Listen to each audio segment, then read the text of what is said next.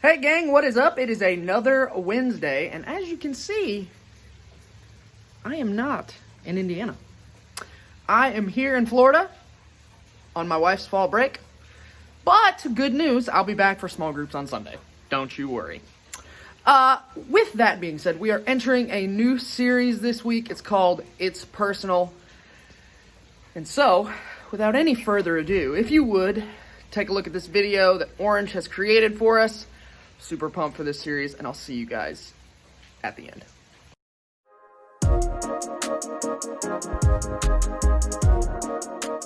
Hi, I'm Brendan Baker, and if you knew me, you probably know that I'm pretty into basketball. Kind of known for that. But what most people don't know is why.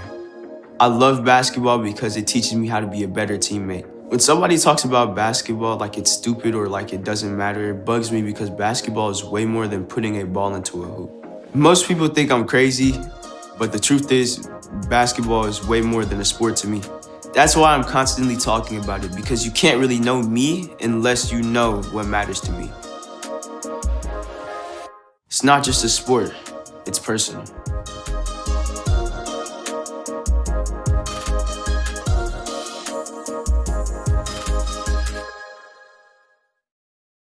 Let's start with an awkward moment, shall we?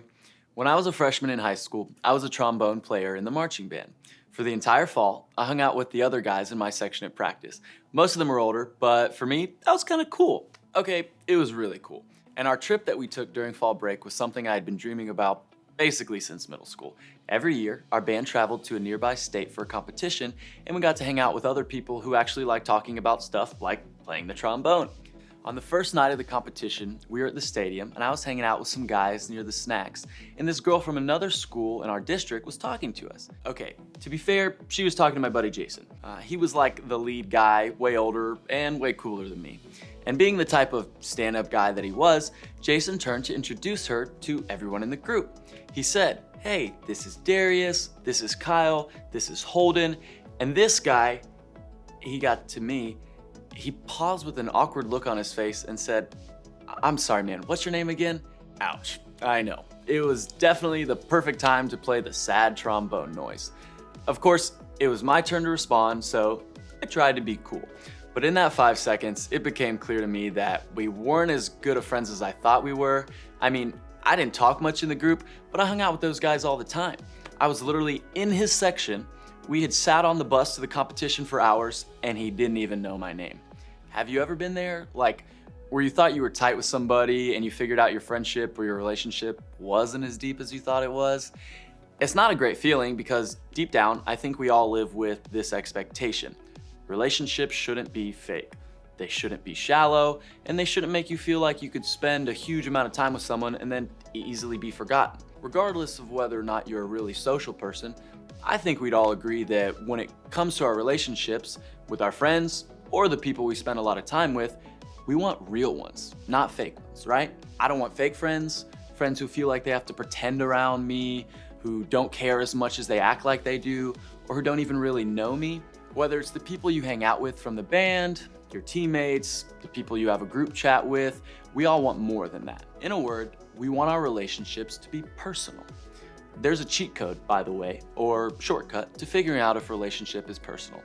It's easy. You know how I know if somebody's not personal with me?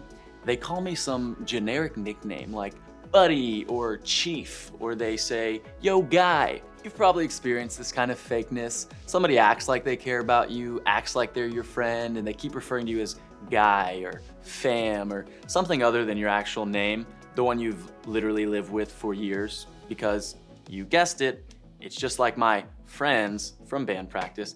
They don't even know your name. And people knowing our names matters, right? It makes us feel important, known.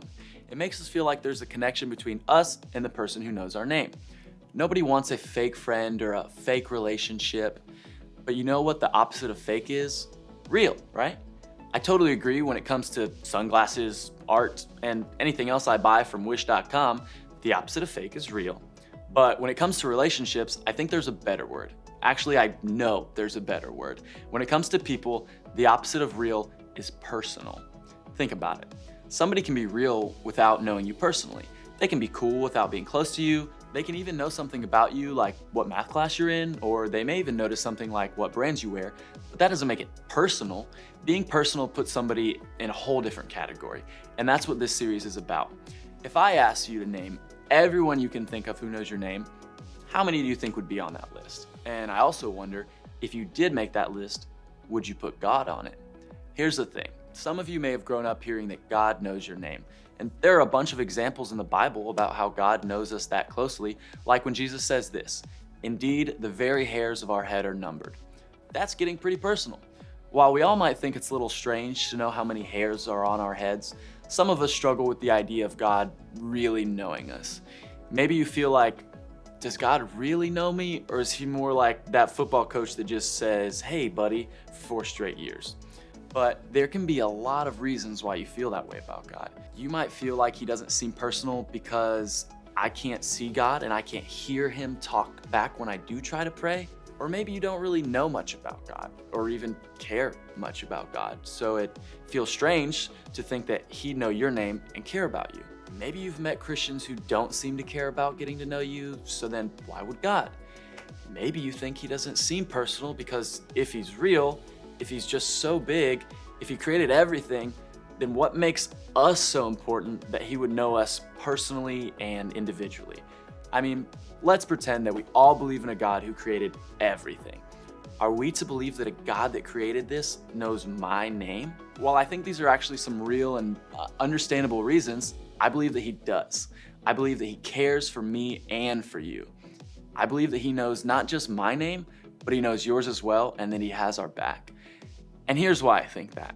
Fakeness is literally the opposite of how Jesus lived.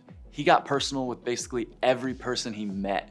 He knew their name and their story. One of those people who Jesus interacted with that helps me believe that God is a personal God who knows our names is a guy named Zacchaeus. Now, we'll be talking about Zacchaeus for the next few weeks, so to give us a head start, Zacchaeus was a tax collector, which might not seem like a huge deal in our culture, but back then, tax collectors were basically considered scammers and traitors. First off, Zacchaeus was a Jewish guy working for the Roman Empire, an entire nation that basically bullied the Jewish people. That's bad enough, but tax collectors weren't exactly stand-up dudes. They'd always collect more than what was actually owed, and then they pocketed the rest. A tax collector was kind of like the guy that steals the money you're collecting for a school fundraiser so we can buy more energy drinks. And this guy was a chief tax collector. Not good, the worst of the worst. So at this point in Jesus' life, he had gone from being a casual carpenter's son to being a big deal. He was known for all these miracles he performed and powerful messages he'd given. By this point, basically everywhere he went, crowds would gather and try to get a glimpse of this Rabbi Jesus who was healing people. That's what happened when he was passing through the town of Jericho on his way to Jerusalem, and he met this guy named Zacchaeus. Here's how the interaction is recorded by Luke, a guy who interviewed real people who witnessed Jesus' life and ministry. When Jesus came by, he looked up at Zacchaeus and called him by name. "Zacchaeus," he said, "quick, come down. I must be a guest in your home today." Zacchaeus quickly climbed down and took Jesus to his house in great excitement and joy. So let's break this down a little bit. Out of this giant crowd following Jesus to Jerusalem and the giant crowd of people in Jericho just trying to get a peek of Jesus as he passes through, Jesus stops and chats with Zacchaeus, maybe the most hated man in the whole town. This is such a huge deal. Getting this kind of attention from Jesus is crazier than if your favorite celebrity randomly started following you on Instagram and commenting all of your pictures. Not only did Jesus call out the guy who was watching from the tree, but did you notice that Jesus calls him by name? He didn't say, "Hey, big guy," or "Hey, you." He called Zacchaeus by name. Then, not only does Jesus call him by name, but Jesus invites himself over to Zacchaeus' house. Everyone else knows how much of an honor this is, and look how they respond. But the people were displeased. "He has gone to be the guest of a notorious sinner," they grumbled. Meanwhile, Zacchaeus stood before the Lord and said, "I will give half my wealth to the poor, Lord, and if I have cheated people on their taxes, I will give them back 4 times as much." Jesus responded, "Salvation has come to this home today, for this man has shown himself to be a true son of Abraham. For the Son of Man came to seek and save those who were lost." This was a guy they didn't like, maybe nobody liked. Nobody would have wanted to be seen hanging out with him, and yet Jesus goes straight toward him. But real talk, why do we care?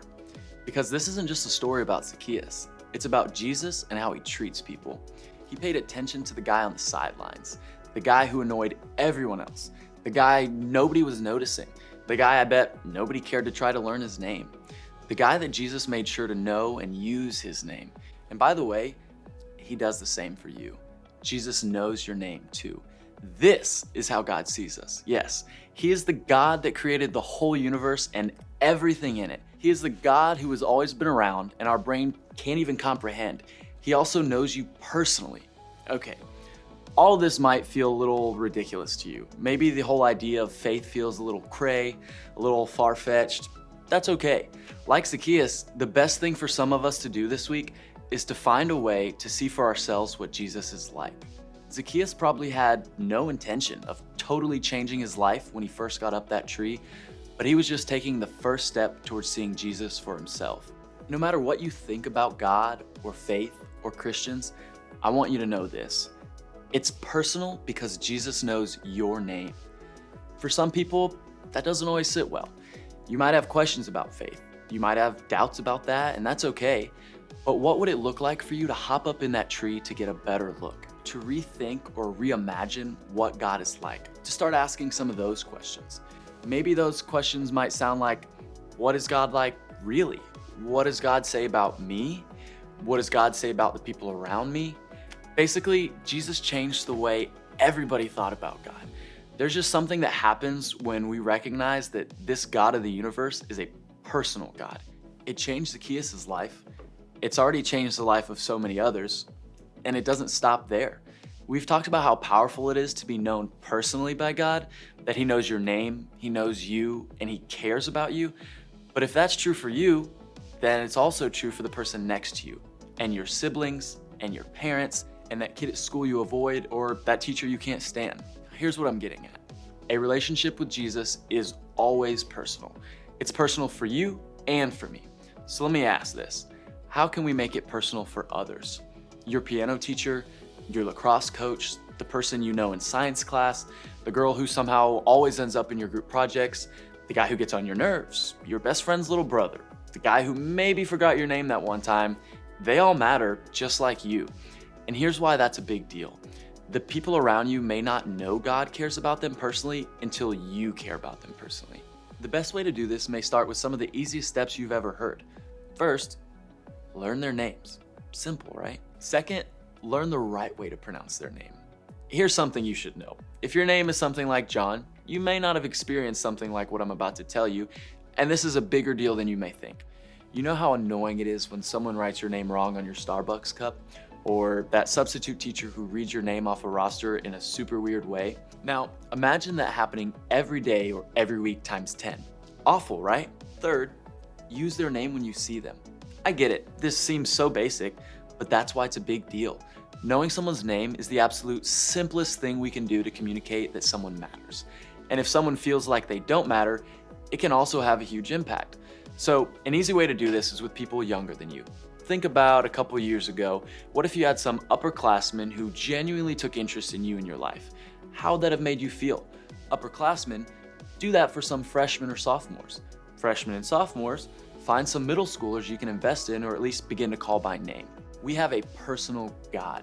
He happens to be a personal God who is also mind-blowingly powerful, ridiculously creative, and overly graceful. But he still knows your name and he calls you by it. One of the greatest ways that we can point people to this kind of personal God is by modeling what it looks like to be personal with others. That's why we have small groups, by the way. We believe every person here is loved and known personally by Jesus, and because of that, we want you to always have a group of people who know you personally, who know your name and know your story. No one should come in the door and feel like they don't fit in or nobody knows them. Jesus always made it personal with the people around him. And you can too, by simply knowing their name.